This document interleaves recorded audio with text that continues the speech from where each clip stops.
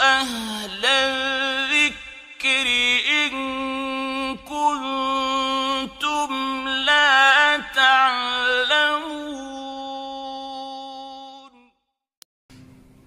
الحمد للہ رب العالمین والصلاة والسلام علی سید المرسلین اما بعد فاعوذ باللہ من الشیطان الرجیم بسم اللہ الرحمن الرحیم. آج انوار قرآن سلسلے کا 7واں سلسلہ ہے اور اس میں پارہ نمبر 9 کا خلاصہ انشاءاللہ عز و جل وہ پیش کیا جائے گا. 9 نمبر پارہ 88 نمبر آیت سورہ اعراف سے شروع ہوتا ہے اور آیت نمبر 88 سے لے کر آیت نمبر 157 تک یہ تقریباً 69 آیات جو ہیں ان میں حضرت موسیٰ علیہ السلام کا واقعہ چلتا ہے. شروع میں حضرت شعیب علیہ السلام کا واقعہ ہے، پھر آگے جا کے حضرت موسیٰ علیہ السلام کا. شعیب علیہ السلام نے اپنی قوم کو واعظ و نصیحت فرمائی تو ان گدوں نے، بیوقوفوں نے آگے سے یہ کہا قال الملأ الذین استکبروا من قومہ لنخرجنک یا شعیب والذین آمنوا معک من قریتنا. اے شعیب یا تو ہماری بات مان لو، ہمارے دین میں آ جاؤ، یا پھر ہم تمہیں اپنے شہر سے، ملک سے نکال دیں گے. تو آپ نے فرمایا میں تو اس چیز سے بیزار ہوں، میں بھلا کیوں تمہارے عقیدے کو مانوں گا اور میں اللہ تعالیٰ پر افطرا کیسے باندھ سکتا ہوں. یہ باتیں چلتی رہیں. تو انہوں نے یہ کہا کافر سرداروں نے کہ اپنے لوگوں سے یا پھر شعیب علیہ السلام کے جو ساتھ تھے ان کو کہنے لگے اگر تم شعیب کے تابع ہو تو تم نقصان میں رہو گے، تمہیں نقصان ہی نقصان ہے، فائدہ نہیں ہوگا. پھر حضرت شعیب علیہ السلام نے ان کے لیے دعائے ضرر فرمائی اور آیت نمبر 91 میں اللہ تعالیٰ ارشاد فرماتا ہے فَأَخَذَتْهُمُ الرَّجْفَةُ فَأَصْبَحُوا فِي دَارِهِمْ جَاثِمِينَ. حضرت عبداللہ بن عباس رضی اللہ تعالیٰ عنہما سے روایت ہے، فرماتے ہیں اللہ تعالیٰ نے اس قوم پر جہنم کا ایک دروازہ کھولا، ان پر دوزخ کی شدید گرمی بھی جس سے سانس بند ہو گئی. اب نہ انہیں سایہ کام دیتا تھا نہ پانی. اس حالت میں وہ تہ خانے میں داخل ہو گئے، چلو تہ خانے میں داخل ہو شاید کچھ سکون ملے وہاں. جب وہاں پہنچے تو وہاں باہر سے بھی زیادہ گرمی تھی. وہاں سے نکل کر پھر جنگل کی طرف بھاگے. ایک قول تو یہ ہے کہ یہیں پہ ان کو پھر زمین پہ زلزلہ آیا اور وہ تباہ و برباد ہو گئے، اور دوسرا قول یہ ہے کہ وہاں سے نکل کر جب وہ ایک جنگل میں جمع ہوئے تو اللہ تعالیٰ نے ایک ابر بھیجا، ایک بادل بھیجا، اس کے اندر سے ٹھنڈی ٹھنڈی ہوا چل رہی تھی اور پرسکون ماحول تھا. اس کے سائے میں سارے جمع ہو گئے اور سارے لوگوں کو بلا لیا، آجو ادھر آجو، سب جمع وہاں اکٹھے ہوئے. تو اللہ تعالیٰ نے اس سے ایسی آگ بھیجی جس سے تباہی پھیل گئی، اور پھر تباہی ایسی پھیلی کہ جس طرح بھٹی کے اندر کسی چیز کو بھون دیا جاتا ہے اس طرح بھون گئے سارے کے سارے. اللہ تعالیٰ محفوظ فرمائے. قتادہ کا قول یہ ہے کہ اللہ تعالیٰ نے حضرت شعیب علیہ السلام کو اصحاب ایکا کی طرف بھی مبعوث فرمایا اور اہل مدین کی طرف بھی. اور اہل مدین جو ہے وہ ان کی تباہی ہوئی تھی اس طور پر کہ زلزلہ آیا، اور اصحاب ایکا جو تھے ان کی تباہی یہ ابر سے آگ برسی تھی، بادل سے آگ برسی. نبی پاک صلی اللہ تعالی وسلم اپنی امت سے اتنا پیار کرتے ہیں کہ جب کبھی آسمان پر بادل ظاہر ہوتے تو رسول پاک صلی اللہ تعالی وسلم کے چہرے کا رنگ متغیر ہو جاتا اور آپ پریشان ہو جاتے اور فرمایا کرتے کہ مجھے اپنی امت پہ ڈر لگتا ہے کہیں عذاب نہ آ جائے. جن کے لب پہ رہا امتی امتی، یاد ان کی نیازی نہ بھولو کبھی. حضرت شعیب علیہ السلام پھر تشریف لائے آیت نمبر 93 میں اپنی بستی میں، اور آپ نے جس طرح پچھلے ایپیسوڈ میں نے عرض کیا تھا لقد ابلغتکم رسالات ربی ونصحت لکم فکیف آسیٰ علی قوم کافرین. حضرت شعیب علیہ السلام نے اپنی قوم کو مخاطب کر کے فرمایا، حضرت صالح علیہ السلام نے فرمایا اور شعیب علیہ السلام نے مخاطب کر کے فرمایا، مری ہوئی قوم، تباہ شدہ قوم، مردوں کو آ کے پکارا، ان کو فرمایا کہ میں نے تو اپنے رب کا پیغام پہنچا دیا تھا اور تمہاری بھلائی کے لیے ایسا کام کیا تھا، مگر تمہیں عزت راسی نہیں ہے۔ خیر، اللہ تعالیٰ جب بھی کسی کی طرف بھیجتا ہے، نبی بھیجتا ہے پہلے، پھر ان کو مہلت دیتا ہے، اور جب وہ مہلت کو بھول جاتے ہیں تو پھر اللہ تعالیٰ ان کو ذلیل و رسوا فرماتا ہے، اور پھر آگے یہ سلسلہ چلتا ہے۔ نبی پاک صلی اللہ تعالیٰ علیہ وآلہ وسلم کے غلاموں کے لیے ایک اور بڑی انٹرسٹنگ بات موسیٰ علیہ السلام کے واقعے سے پہلے، یہ آیت نمبر 97 میں ہے، آمینہ اہل القریٰ ان یأتیہم بأسنا بیاتا وہم نائمون، کہ کیا بستیوں والے ڈرتے نہیں ہیں کہ ان پر ہمارا عذاب رات کو آئے جب وہ سوتے ہوں، غفلت میں ہوں۔ یا آمین اہل القریٰ ان یأتیہم بأسنا ضحی وہم یلعبون، یا اس وقت عذاب آئے جس وقت وہ کھیل کود میں مصروف ہو، تو غفلت میں نہیں رہنا چاہیے۔ حضرت ربیع بن خیثم کی صاحبزادی نے ان سے کہا، کیا بات ہے کہ میں دیکھتی ہوں سب لوگ رات کو آرام کرتے ہیں اور آپ سوتے ہی نہیں؟ آپ نے ارشاد فرمایا، اے میرے نور نظر، تیرا باپ رات کو سونے سے ڈرتا ہے، کہیں ایسا نہ ہو کہ یہ غفلت میں سوئے اور اللہ تعالیٰ کا عذاب پہنچے۔ یہ اس طرح سلسلہ چلتا رہا، اور پھر اللہ تعالیٰ نے مؤمنین کی صفات بیان کی اور مؤمنین کا ذکر کیا، اور پھر کفار کا بھی ذکر کیا کہ کفار جب حد سے بڑھ جاتے ہیں تو اللہ تعالیٰ ان کے دلوں پر مہر لگا دیتا ہے۔ پھر حضرت موسیٰ علیہ السلام کا ذکر شروع ہوا آیت نمبر 103 سے۔ موسیٰ علیہ السلام فرعون کے پاس گئے اور جا کے فرمایا، وقال موسیٰ یا فرعون انی رسول من رب العالمین، اے فرعون، مجھے اللہ تعالیٰ جو جہانوں کا پالنے والا ہے اس نے مجھے رسول بنا کر بھیجا، پیغام دینے کے لیے بھیجا تیری طرف، اور میرا حق بھی یہی ہے کہ میں اللہ تعالیٰ کے بارے میں وہی بات کہوں جو سچی بات ہے، اور میں تیرے پاس آیا ہوں تیرے رب کی طرف سے، اس لیے آیا ہوں واضح نشانیاں لے کر، اس لیے کہ تو بنی اسرائیل کو میرے ساتھ بھیج دے۔ اس نے آگے سے یہ کہا، قال ان کنت جئت بآیۃ فأتی بها ان کنت من الصادقین، تو پھر نشانیاں دکھانا۔ فرعون نے جب یہ کہا نشانیاں دکھا، تو حضرت موسیٰ علیہ السلام نے فألقى عصاہ فإذا ہی ثعبان مبین، آپ نے عصا پھینکا تو وہ بہت بڑا اژدہا بن گیا، ونزع یدہ فإذا ہی بیضاء للناظرین، جب آپ نے اپنا ہاتھ گریبان میں ڈالا اور پھر باہر نکالا تو وہ 14ویں رات سے بھی زیادہ چمکنے والا ہو گیا۔ تو اس پہ تفصیلی گفتگو میں نے کی ہے دورہ تفسیر القرآن کے 7ویں سلسلے کے اندر، جو آج ہی کا سلسلہ تھا۔ اور دوسرا جو ہے آپ کا ہاتھ یہ 14ویں رات سے بھی زیادہ چمکدار ہو جاتا جب بھی آپ بغل میں چھپاتے، یہ بھی کمال کا معجزہ تھا آپ کا۔ مولانا حسن رضا خان صاحب علیہ رحمۃ الرحمن موسیٰ علیہ السلام کو مخاطب کرتے ہوئے عرض کرتے ہیں کہ میں ید بیضا کے صدقے اے کلیم، پر کہاں ان کی کف پاک کا جواب۔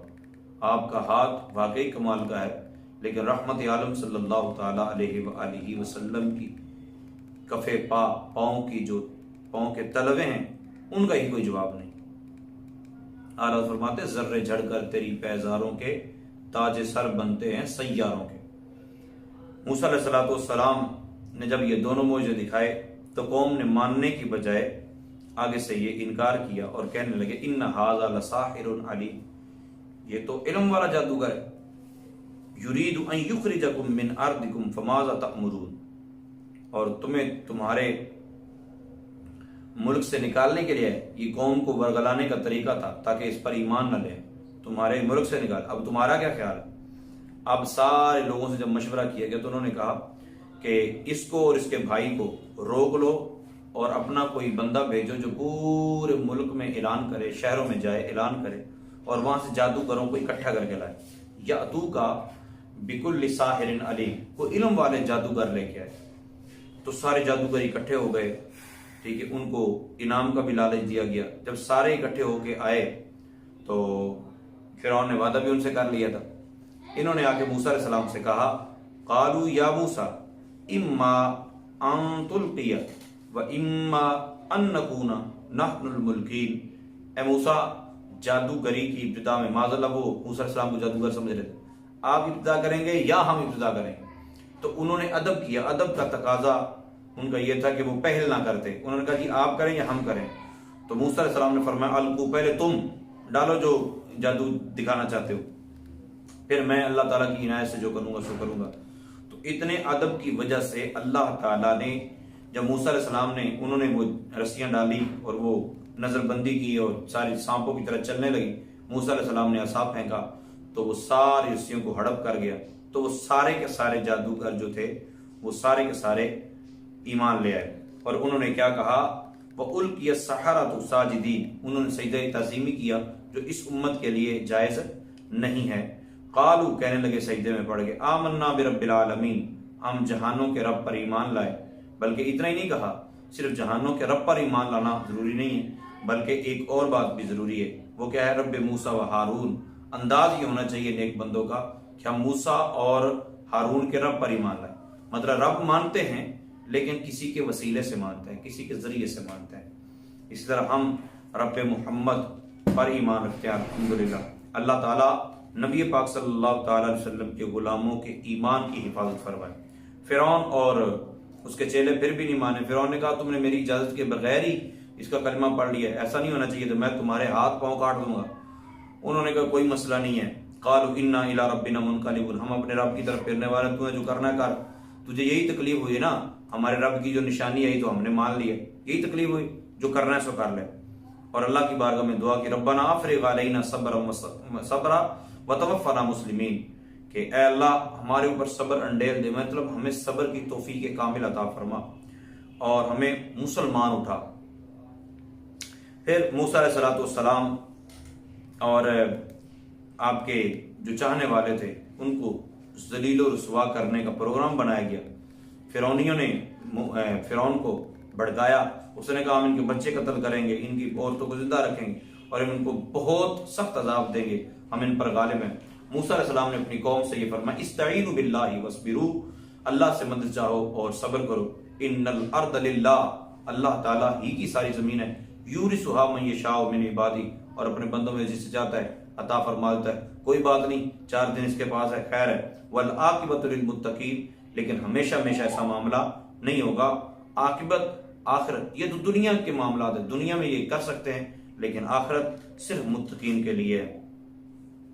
تو بنی اسرائیل کے چند لوگ جو تھے انہوں نے یہ کہا کہ ہم تو آپ سے پہلے بھی ستائے جا رہے تھے اور آپ کے بعد بھی ہم ستائے جا رہے ہیں۔ موسیٰ علیہ السلام نے فرمایا عسیٰ ربکم ان یہلک عدوکم ویستخلفکم فی الارض فینظر کیف تعملون، آپ پریشان نہ ہو، موسیٰ علیہ السلام نے فرمایا ان قریب ہے کہ اللہ تعالیٰ تمہارے دشمن کو ہلاک کر دے اور تمہیں ان کی زمینوں اور جائیدادوں کا مالک بنا دے، پھر دیکھنا تم کیسے کام کرتے ہو۔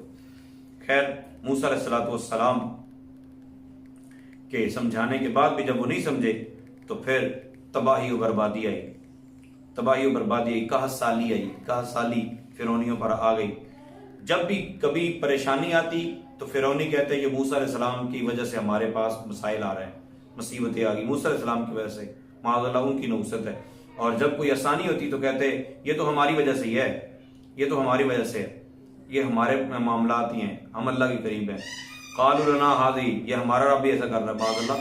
تو اس طرح کے معاملات میں یہ چلتے رہے۔ پھر موسیٰ علیہ السلام نے جب سمجھانے کی کوشش فرمائی تو ایک وقت ایسا بھی آیا کہ فارسلنا علیہم الطوفان والجراد والقمل والضفادع والدم، جس طرح کہ پچھلا کل والا جو ایپیسوڈ تھا اس میں نے عرض کیا تھا کہ بنی اسرائیل پر 5 عذاب آئے تھے، اس کو آپ سماعت کر لیجئے، ان 5 عذابوں کا اس میں ذکر موجود ہے۔ موسیٰ علیہ السلام کا جب یہ معاملہ بھی ہوگا اس کے بعد اللہ تعالیٰ نے پھر فرعونیوں کو تباہ و برباد کر دیا، فرعونیوں کو غرق کر دیا۔ لیکن اس سارے معاملے کے بعد فرعونیوں نے بنی اسرائیل نے کیا کیا؟ بنی اسرائیل نے اللہ تعالیٰ کی نافرمانیاں شروع کر دی، اللہ تعالیٰ کی نافرمانی شروع کی، بلکہ انہوں نے ایک جگہ دیکھا کہ کچھ لوگ کسی کی پوجا کر رہے ہیں، عبادت کر رہے ہیں، تو قرآن کہتا ہے فَأَتَوْا عَلَىٰ قَوْمٍ يَعْكُفُونَ عَلَىٰ أَصْنَامٍ لَهُمْ، کچھ لوگ اپنے بت کی پوجا کر رہے تھے، تو ان بیوقوفوں نے موسیٰ علیہ السلام سے کہا قالوا یا موسیٰ اجعل لنا الہا کما لہم آلہہ، جس طرح انہوں نے اپنا کسی کو معبود بنایا نا، اب ہمارے لیے بھی کوئی ایسا معبود بنائیے تاکہ ہم اس کی پوجا کریں۔ موسیٰ علیہ السلام نے فرمایا انکم قوم تجہلون، بہت جاہل قوم ہو، کیا میں تمہارے لیے ایسا کوئی معبود بناؤں اپنے اللہ کے علاوہ جو باطل ہو، غلط ہے یہ۔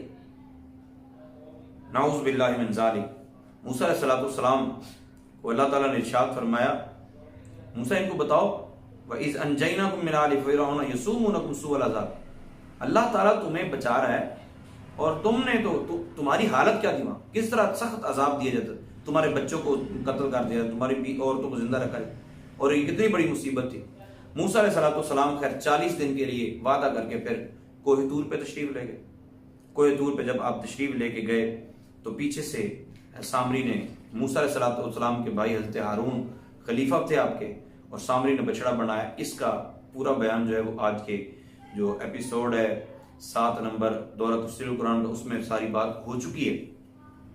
موسیٰ علیہ السلام وہاں جب پہنچے تو جو بات وہاں نہیں بیان کی میں نے یہاں عرض کر رہا ہوں، موسیٰ علیہ السلام اللہ کی بارگاہ میں التجا کرتے ہیں رب ارنی انظر الی، مولا کریم، جب موسیٰ علیہ السلام سے اللہ ہم کلام ہوا تو موسیٰ کہنے لگے مولا کریم اپنا آپ تو دکھا، میں تجھے دیکھنا چاہتا ہوں۔ اللہ تعالیٰ نے فرمایا لن ترانی، موسیٰ تو نہیں دیکھ سکتا، لیکن تو اس طرح کا اس پہاڑ کی طرف دیکھ، ولکن انظر الی الجبل فإن استقر مکانہ فسوف ترانی، اگر یہ پہاڑ اپنی جگہ کھڑا رہا اور تجھے پتہ بھی چل جائے گا پھر تو مجھے دیکھ لے۔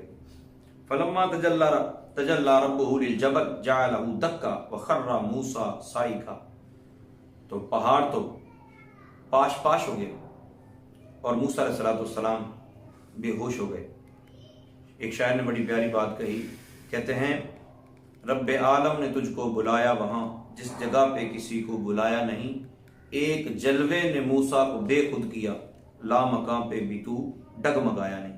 پھر موسیٰ علیہ السلام نے اللہ تعالیٰ کی بارگاہ میں التجائیں کی، مولا کریم میں نے تورات میں ایک قوم کا تذکرہ پڑھا ہے، جو قوم نیکیاں کرے گی، ایک نیکی کرے گی اجر بڑھا دیا جائے گا، نیکی کا ارادہ کرے گی نیکی لکھ دی جائے گی، سب سے آخر میں آئے گی، سب سے پہلے جنت میں جائے گی۔ اس طرح اس امت کے تذکرے کرتے رہے، مولا کریم یہ امت مجھے دے دے، یہ امت مجھے دے دے، یہ امت مجھے دے دے، تو رب تعالیٰ نے فرمایا تلک امت احمد، تلک امت احمد، تلک امت احمد، یہ امت بھی میرے محبوب کی، یہ امت بھی میرے احمد کی، یہ امت بھی میرے احمد کی۔ تو موسیٰ علیہ السلام کہنے لگے اگر یہ نہیں ہو سکتا تو فاجعلنی من امت محمد صلی اللہ علیہ وسلم، مولا مجھے محبوب کی امت میں پیدا کر دے، مجھے محبوب کی امت سے کر دے۔ تو رب تعالیٰ نے ارشاد فرمایا فخذ آتیتک وکن من الشاکرین، اللہ تعالیٰ فرماتا ہے موسیٰ میں نے تجھے چن لیا لوگوں پر اپنی رسالت کے لیے اور اپنے کلام کے لیے، جو تجھے عطا کیا ہے اسی کو مضبوطی سے تھام کے رکھ اور شکر گزار بن۔ پھر موسیٰ علیہ السلام کو تختیاں ملی تورات کی، اور یہ سلسلہ اس طرح چلتا رہا، بت بنایا پورا، جو موسیٰ علیہ السلام کے پیچھے انہوں نے بچڑا بنایا، بچڑے کی پوجا کرتے رہے۔ پھر موسیٰ علیہ السلام بچڑے کی پوجا کرنے کے بعد، یہ سارا واقعہ میں نے پہلے عرض کیا کہ دورہ تفسیر القرآن کے 7 نمبر ایپیسوڈ میں ہو چکا ہے۔ تو موسیٰ علیہ السلام جب واپس تشریف لائے تو آپ نے پھر اس قوم کو فرمایا کہ تم توبہ کرو، انہوں نے کہا ٹھیک ہے توبہ کرواؤ۔ تو پہلے بارے میں یہ واقعہ موجود ہے کہ توبہ کی شرط یہ رکھی گی کہ اپنی گردنیں اترواؤ، تو انہوں نے اپنی گردنیں اتروائی۔ صبح سے لے کر عصر تک 70,000 لوگ قتل ہو گئے یا 40,000 لوگ قتل ہو گئے۔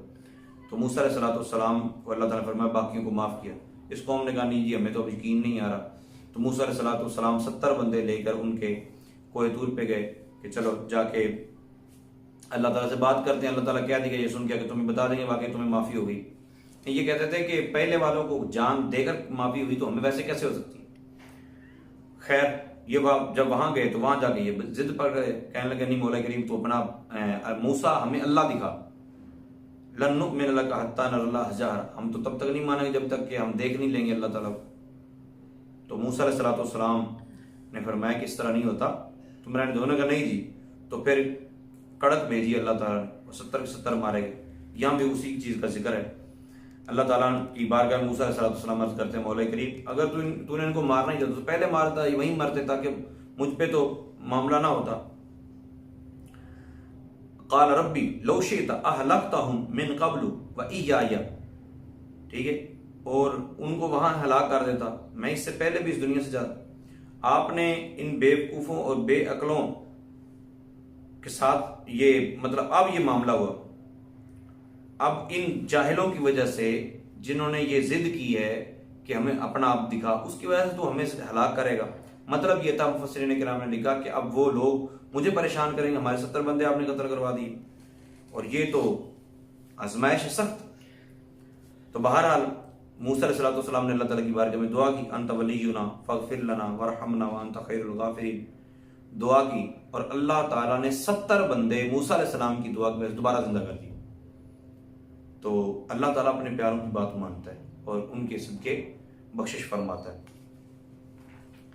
اور پھر یہ سلسلہ چلتا رہا، اور کچھ باتیں ایسی ہیں جو انوار قرآن کے اندر ہم بیان کر دیتے ہیں، اور کچھ خلاصے کے طور پر انوار قرآن کے علاوہ عقائد کے متعلقہ جو باتیں ہیں وہ دورہ تفسیر القرآن میں بیان کرتے ہیں۔ اس کے بعد آیت نمبر 157 میں رسول پاک صلی اللہ علیہ وسلم کی عظمت اور شان اور آپ کی مشکل کشائی کو بیان کیے گئے، وہ سارا ہم نے دورہ تفسیر القرآن میں 7 نمبر ایپیسوڈ میں بیان کر دیے۔ پھر موسیٰ علیہ السلام کی قوم کا ذکر چلا، 12 قبیلوں میں بٹ گئے، پھر ان کے لیے موسیٰ علیہ السلام نے پانی منگا، ان کو پانی مل گیا، لیکن انہوں نے ہر موقع پر موسیٰ علیہ السلام کو پریشان کیا اور پھر مصیبت میں گرفتار ہوئے۔ اور یہ بات یاد رکھیے گا، اللہ تعالیٰ مہربانیاں کرتا ہے، لیکن جب کوئی ناشکری کرتا ہے تو پھر اللہ تعالیٰ ذلیل و رسوا فرما دیتا ہے۔ اور پھر اس کے بعد آیت نمبر 163 کے اندر اصحاب سبت کا ذکر ہے، یعنی جو ہفتے والے دن شکار کرتے تھے، تو حضرت داؤد علیہ السلام نے ان کو منع فرمایا۔ آیت نمبر 163 میں سے یہ بات چلتی ہے، منع فرمایا، اور وہ نہیں رکے۔ جب وہ نہیں رکے تو اللہ تعالیٰ نے ان کو بندر بنا دیا۔ نبی پاک صلی اللہ علیہ وسلم کی نافرمانی کرنے والے کو 1000 بار سوچنا چاہیے۔ یہ آیت نمبر 166 تک یہ ذکر موجود ہے کہ حضرت داؤد علیہ السلام کی فرما برداری نہیں کی تو اللہ تعالیٰ نے بندر بنا دیا۔ جو آج ہم بندر نہیں بن رہے، آج ہم گناہوں کے باوجود ہماری شکلیں تبدیل نہیں ہو رہی، تو اس کی وجہ یہ ہے کہ ہم رسول پاک صلی اللہ تعالی وسلم کے امتی اور سرکار کا وسیلہ ہے۔ اللہ تعالیٰ یہ وسیلہ اپنائے رکھنے کی توفیق عطا فرمائے۔ اسی طرح بنی اسرائیل جو تھے ان کا سلسلہ پھر چل نکلا ہے، آگے پھر انہی کا ذکر ہے کہ اللہ تعالیٰ نے جب انہوں نے انکار کیا تو اللہ تعالیٰ نے پورا پہاڑ ان کے اوپر کر دیا، پہاڑ اوپر کیا، اور پھر انہوں نے معافی مانگی، اور یہودیوں نے یوں کرے معافی مانگی، سجدے میں رکھا، یوں کرے دیکھتے تھے، یہ سجدہ کیا اور دائیں ہاتھ سے دیکھا کہیں پہاڑ اوپر تو نہیں گر پڑا۔ آج بھی یہودی اس طرح نماز پڑھتے ہیں۔ پھر آیت نمبر 172 کے اندر اور 73 کے اندر اور 74 کے اندر یہ ذکر چلتا ہے کہ موسیٰ علیہ السلام حضرت آدم علیہ السلام کو جب اللہ تعالیٰ نے پیدا کیا تو آدم علیہ السلام کی پشت پر اللہ تعالیٰ نے اپنے دستے قدرت پھیرا تو آپ کی ساری اولاد سامنے آ گئی، ساری اولاد سامنے آ گئی۔ تو روایت کے اندر آتا ہے حضرت آدم علیہ السلام دیکھتے گئے ایک پہ جا کے نگاہ ٹک گئی۔ تو جب آدم علیہ السلام نے پوچھا مولا کریم یہ کون ہے؟ فرمایا تیری اولاد میں سے حضرت داؤد ہے۔ تو عرض کی مولا کریم عمر کتنی ہے؟ تو اللہ تعالیٰ نے فرمایا 60 سال۔ مولا کریم 40 سال میری عمر کے دے دو۔ تو حضرت آدم علیہ السلام کی جب اپنی 960 سال عمر پوری ہوئی تو اسرائیل علیہ السلام تشریف لے آئے۔ آدم علیہ السلام نے پوچھا کہاں جانا ہے؟ انہوں نے کہا جی میں روح قبض کرنے میں۔ فرمایا میری بھی 40 سال عمر رہتی۔ جن لوگوں کا یہ عقیدہ ہے کہ رسول پاک صلی اللہ تعالی وسلم نہیں جانتے کہ کون کہاں مرے گا کب مرے گا، وہ سرکار کی بات تو چھوڑیں، آدم علیہ السلام کو بھی پتا تھا۔ تو آدم علیہ السلام نے فرمایا بھی 40 سال رہتی۔ انہوں نے کہا جی وہ تو آپ نے حضرت داؤد علیہ السلام کو دے دی تھی۔ تو حضرت آدم علیہ السلام نے فرمایا مجھے یاد نہیں ہے۔ تو بھولنا، آدم علیہ السلام بھولے لیکن بھولنا ہمارے لیے بھی معافی کا وسیلہ بن گیا۔ بھول کر غلطی، بھول کر خطا کرے بندہ اور اللہ تعالیٰ سے معافی مانگ لے تو اللہ تعالیٰ ناراض نہیں ہوتا۔ تو آدم علیہ السلام کو اللہ تعالیٰ نے یہ علم عطا فرمایا۔ اس وقت اولاد ساری کی ساری سے اللہ تعالیٰ نے وعدہ لیا۔ وعدہ کیا تھا؟ الست بربکم، بتاؤ میں تمہارا رب نہیں ہوں؟ قالوا بلا، سب نے کہا شہیدنا، ہاں مولا کیوں نہیں، ہم گواہی دیتے ہیں۔ ہاں ان تقولوا یوم القیامہ، رب تعالیٰ نے فرمایا گواہ ہو گئے نا سارے کے سارے، سن لو کہیں ایسا نہ کہہ دینا قیامت کے دن انا کنا ان ھذا غافلین، ہمیں تو پتہ ہی نہیں تھا کہ اللہ تعالیٰ ہمارا معبود ہے۔ اللہ تعالیٰ ہمیں اس معبود جس کا ہم نے وعدہ کیا وہ کون ہے؟ وہ اللہ ہی تو ہے۔ اللہ تعالیٰ اپنی عبادت میں مشغول رکھے، اپنا وہ وعدہ یاد رکھنے کی توفیق عطا فرمائے، وہ میثاق یاد رکھنے کی توفیق عطا فرمائے، تاکہ کل بروز قیامت شرمندگی نہ اٹھانی پڑے۔ اس کے بعد آیت نمبر 175 سے آگے سلسلہ چل نکلتا ہے۔ یہ بلعام بن باعورہ کا واقعہ ہے، اس پہ باقاعدہ پورا 7 نمبر کا درس قرآن موجود ہے کہ 7 نمبر کا جو درس قرآن کا ایپیسوڈ ہے نا، اس میں بلعام بن باعور کا واقعہ کہ نبی کے خلاف جو بد دعا کی یا نیکوں کے خلاف جو بندہ بد دعا کرتا، بڑا انٹرسٹنگ جو ہے وہ واقعہ ہے، تو یہ آپ علیحدہ طور پہ سماعت کیجیے گا۔ اللہ تعالیٰ عمل کی توفیق عطا فرمائے۔ تو یہ 9واں پارہ تھا، اس میں حضرت رسول پاک صلی اللہ تعالیٰ علیہ وسلم سے آیت نمبر 187 اور 88 کے اندر ایک بات ہے کہ رسول پاک صلی اللہ علیہ وسلم سے آگے پوچھے تھے بتاؤ قیامت کب ہے؟ سرکار نے فرمایا یہ علم میرے رب کے پاس۔ سرکار نے یہ نہیں فرمایا کہ میں نہیں جانتا، سرکار نے فرمایا علم اللہ کے پاس۔ اچھا نہیں جی نبی کو نہیں پتا، کمال کی بات ہے یار۔ رسول پاک صلی اللہ علیہ وسلم نے بتا دیا قیامت کہاں، قیامت کا میدان کہاں قائم ہوگا۔ رسول پاک صلی اللہ علیہ وسلم نے بتا دیا قیامت جمعے والے دن آئے گی۔ نبی پاک صلی اللہ علیہ وسلم نے ارشاد فرما دیا کہ قیامت جناب رسول پاک صلی اللہ علیہ وسلم نے بہت ساری نشانیاں بیان فرمائی۔ جبریل امین علیہ السلام نے پوچھا قیامت کب ہے؟ سرکار نے فرمایا سوال کرنے والا یہ بہتر جانتا ہے، یا یوں کہہ لیجئے کہ سوال کرنے والے سے سائل زیادہ نہیں جانتا، یا اس کے اور بھی اس جتنے مفہوم آپ بنانا چاہیں گے وہ سارے بن جائیں گے۔ بخاری شریف کی وہ روایت ہے کہ اصل اس کا مفہوم یہ ہے کہ جتنا سائل جانتا ہے اتنا ہی مسئول جانتا ہے، مسئول سائل سے زیادہ نہیں جانتا۔ اب کس بارے میں زیادہ نہیں جانتا ہے کہ یہ بات نہ پوچھنے والی ہے نہ بتانے والی، تو آپ کو یہ پوچھنا ہی نہیں چاہیے تھا۔ تو پھر جبریل امین علیہ السلام نے آگے سوال کیا کہ اچھا آپ یہ بتائیے کہ قیامت کی نشانیاں بتا دیں۔ بھائی عجیب بات ہے، قیامت کب جب پتہ ہی نہیں وقوع کب ہونا تو پھر نشانی کیسے پتہ ہوگی؟ پتہ تھا رسول پاک صلی اللہ علیہ وسلم، لیکن اللہ تعالیٰ نے بتانے کی اجازت نہیں دی۔ اور بالفرض اگر مان بھی لیا جائے بفرض محال کہ نہیں پتا تھا، تو اتنی جلن والی کون سی بات ہے کہ یہی بات بیان کرنی ہے کہ سرکار کو قیامت کا نہیں پتا؟ اتنی ساری نشانیاں بتا دیں، آپ یہ بتاؤ سرکار کا یہ بھی علم ہے، سرکار نے یہ بھی نشانی بتا دی، یہ بھی نشانی بتا دی، یہ بھی نشانی بتا دی، اور رسول پاک صلی اللہ علیہ وسلم نے یہ نہیں بتایا قیامت کب ہے۔ لیکن نبی پاک صلی اللہ علیہ وسلم کی تنقیص کا پہلو لے کر اس بات کو بیان کرنا یہ قطعاً مؤمنین کا شیوا نہیں ہے۔ پھر سرکار نے فرمایا لا املک لنفسی نفعا ولا ضرا الا ما شاء اللہ، محبوبہ فرما دو میں اپنی جان کے بھلے اور برے کا خود مختار نہیں ہوں مگر جو اللہ چاہے۔ تو ٹھیک ہے نا، اللہ کی عطا کے بغیر تو کچھ بھی نہیں ہوتا، تو اللہ تعالیٰ کی عطا سے سارا کچھ ہوتا ہے۔ اور اللہ تعالیٰ نے کیا عطا کیا؟ وَلَسَوْفَ يُعْطِيكَ رَبُّكَ فَتَرْضَىٰ، محبوب اتنا عطا کریں گے آپ راضی ہو جائیں۔ وَعَلَّمَكَ مَا لَمْ تَكُنْ تَعْلَمْ، سورۃ توبہ میں اللہ تعالیٰ فرماتا أَغْنَاهُمُ اللَّهُ وَرَسُولُهُ مِنْ فَضْلِهِ، اور کیا چاہیے؟ سرکار نے فرمایا وَلَوْ كُنْتُ